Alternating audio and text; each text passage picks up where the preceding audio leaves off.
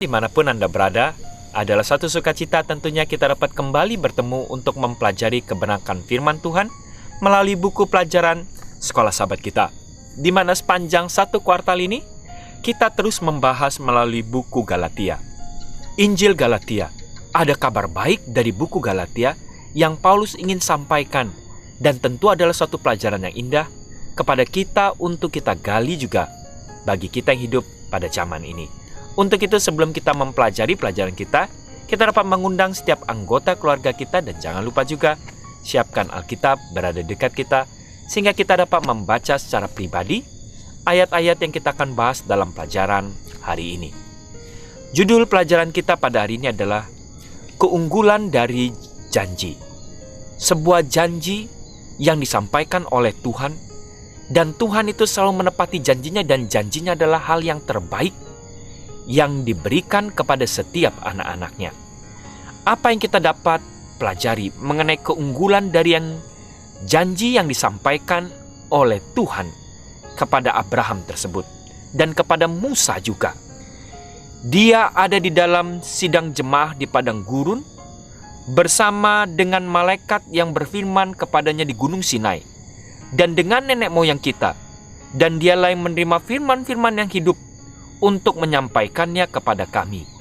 Kisah 7 ayat 38. Dalam Galatia 3 ayat 19-20, kita dapat melihat Paulus melanjutkan jalan pikirannya. Kita pertama-tama dapat membacanya. Galatia 3 ayat 19-20. Galatia 3 ayat 19 sampai ayat 20. Ayat 19 Galatia 3, kalau demikian, apakah maksudnya hukum Taurat? Ia ditambahkan oleh karena pelanggaran-pelanggaran sampai datang keturunan yang dimaksud oleh janji itu. Dan ia disampaikan dengan perantara malaikat-malaikat ke dalam tangan seorang pengantara.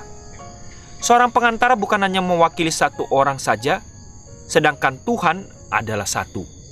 Apa yang Paulus ingin coba angkat dalam Galatia 3 ayat 19-20 ini? Kita dapat melihat yang dijanjikan itu adalah sampai Kristus itu datang. Paulus ketika dia melanjutkan jalan pikirannya tentang hukum, tidak meniadakan perjanjian kasih karunia, ya. Hukum itu bukannya meniadakan akan janji kasih karunia kedatangan Kristus itu. Ini penting. Karena jika teologi lawan-lawannya benar, maka hukumlah yang akan melakukan hal itu. Maka pikirkanlah, apa jadinya dengan posisi kita sebagai orang berdosa kalau kita harus bergantung pada penurutan kita akan hukum, ya. Hukum yang dapat menyelamatkan dan bukannya rahmat Tuhan yang menyelamatkan kita. Maka pada akhirnya kita sebenarnya manusia ini tidak memiliki pengharapan. Karena dengan kesanggupan kekuatan kita semuanya tidak ada yang layak. Kita semua orang berdosa. Kita semua pelanggar hukum. Meskipun rincian komentar Paulus dalam Galatia 3 ayat 19-20 ini cukup sulit, pengertian dasarnya adalah jelas. Hukum itu takluk pada sebuah janji, ya. Ini yang mau diangkat. Hukum ini takluk pada sebuah janji. Karena itu diberikan melalui malaikat dan Musa. Kata malaikat pada pemberian hukum tidak disebutkan dalam kitab Keluaran, tetapi itu ditemukan di beberapa tempat lainnya dalam buku Ulangan 33 ayat yang kedua, ya. Ulangan 33 ayat yang kedua, berkatalah ia, Tuhan datang dari Sinai dan terbit kepada mereka dari Seir. Ia tampak bersinar dari pegunungan Paran dan datang dari tengah-tengah puluhan ribu orang yang kudus. Di sebelah kanannya tampak kepada mereka api yang menyala-nyala. Ayat yang lain kita juga dapat melihatnya di dalam Ibrani 2 ayat yang kedua, ya. Ibrani 2 ayat yang kedua, sebab kalau firman yang dikatakan dengan perantara malaikat-malaikat tetap berlaku, dan setiap pelanggaran dan ketidaktaatan mendapat balasan yang setimpal. Di sini kita dapat melihat ada perantara-perantara yang digunakan penulis-penulis Alkitab kepada para malaikat-malaikat tersebut. Paulus menggunakan kata pengantara dalam 1 Timotius 2 ayat 5. Dia mengacu kepada Kristus. Tetapi komentarnya di sini menyiratkan bahwa yang ada di benaknya adalah Ulangan 5 ayat yang kelima. Ketika Musa berkata, "Aku pada waktu itu berdiri di antara Tuhan dan kamu untuk memberitahukan firman Tuhan kepadamu." Sebagaimana megahnya pemberitaan hukum di Sinai, dengan hadirnya malaikat yang tak terhitung jumlahnya, dan sebagaimana pentingnya Musa sebagai pemberi hukum, pemberian hukum itu tidaklah langsung. Sungguh berbeda. Janji Tuhan diberikan langsung kepada Abraham, ya. Ketika Tuhan berjanji kepada Abraham, itu janji itu langsung diberikan kepada Abraham. Dan karena itu kepada semua orang percaya. Karena tidak membutuhkan pengantara pada saat itu. Betapapun pentingnya hukum itu, pada akhirnya itu tidak menggantikan janji keselamatan melalui kasih karunia oleh iman.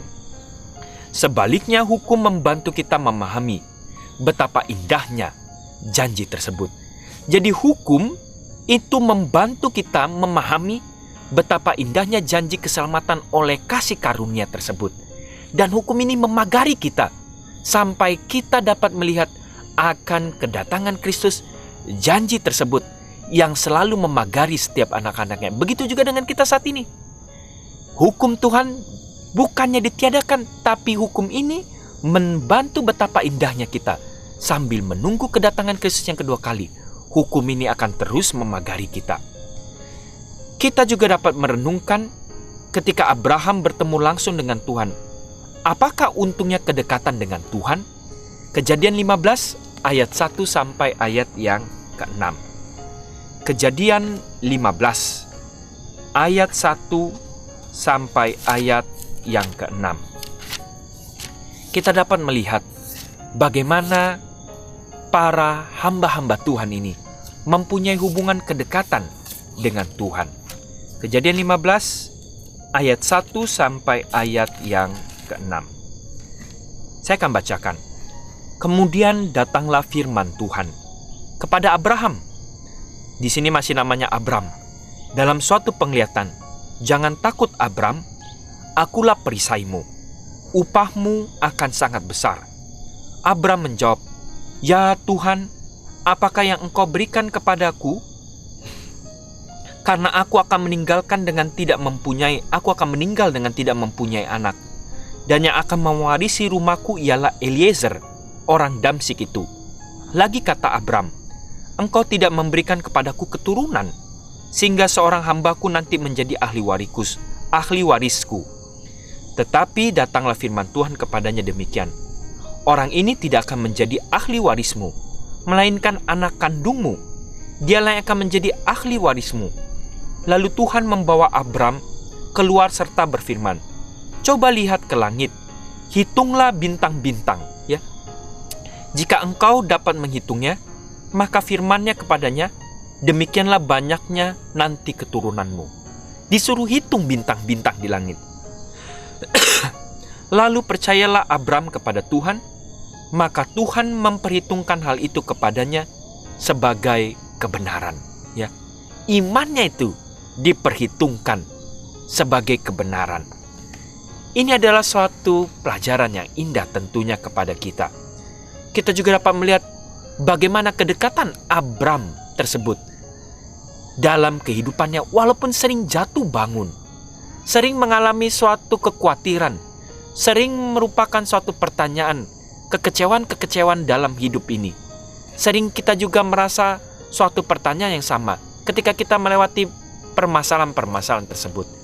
Ini adalah suatu pelajaran-pelajaran yang indah yang menjadikan suatu gambaran tentunya untuk perjalanan iman kita. Coba kita pikirkan tentang beberapa pertemuan orang lain dengan Tuhan yang dicatat dalam Alkitab. Sebagaimana Adam, Hawa di Eden. Bagaimana juga dengan Yakub dalam Kejadian 28. Paulus dalam perjalanannya ke Damaskus dalam Kisah 9. Mungkin kita belum mengalami sesuatu yang dramatis sebagaimana pahlawan-pahlawan iman yang dicatat dalam kebenaran firman Tuhan. Tetapi dalam cara apa Tuhan telah menyatakan dirinya kepada kita. Tanyakan juga pada diri kita, apakah sesuatu dalam kehidupan pribadi kita yang mungkin mencegah kita dari memiliki jenis keintiman dan kedekatan seperti yang Abraham alami dengan Tuhan. Ini yang seharusnya menjadi pertanyaan. Tuhan ini mau sangat dekat dengan anak-anaknya, dan begitu banyak janji-janji indah yang ditulis dalam kebenaran firman Tuhan, yang seharusnya memberikan kekuatan ketika kita melewati perjalanan kehidupan ini. Yang menjadi pertanyaan, apa hal-hal yang akhirnya membuat kita hilang untuk mempunyai waktu membaca janji-janji yang indah ini? Apakah kesibukan kita? Apakah kegemaran-kegemaran kita? Atau tontonan-tontonan? Atau hal-hal pelayanan kita yang mungkin menyibukkan kita, sehingga akhirnya kita tidak mempunyai waktu juga untuk membaca janji-janji yang indah. Walaupun sering kita merasa sibuk aktif dalam hal-hal pekerjaan Tuhan, tapi seringkali kita juga kehilangan waktu untuk membaca janji-janji yang indah ini. Saat ini kembali kita ditanyakan, apakah hal-hal yang begitu menyita waktu kita sehingga kita tidak mempunyai waktu untuk membaca janji-janji Tuhan yang indah ini? Tapi kita juga harus dikuatkan di tengah pergumulan-pergumulan hidup ini. Mungkin kita mengalami hal yang sama seperti Abraham, tapi ingatlah selalu janji Tuhan. Tuhan selalu menepati janjinya. Tetap setia kepada Tuhan, dan kita jangan melenceng atau menggunakan kekuatan kita untuk mengambil jalan pintas dalam menepati setiap rencana-rencana Tuhan. Kiranya melalui pelajaran kita ini pada saat ini, kita kembali diingatkan, dikuatkan, dan tentunya diberkati. Tuhan memberkati kita semua.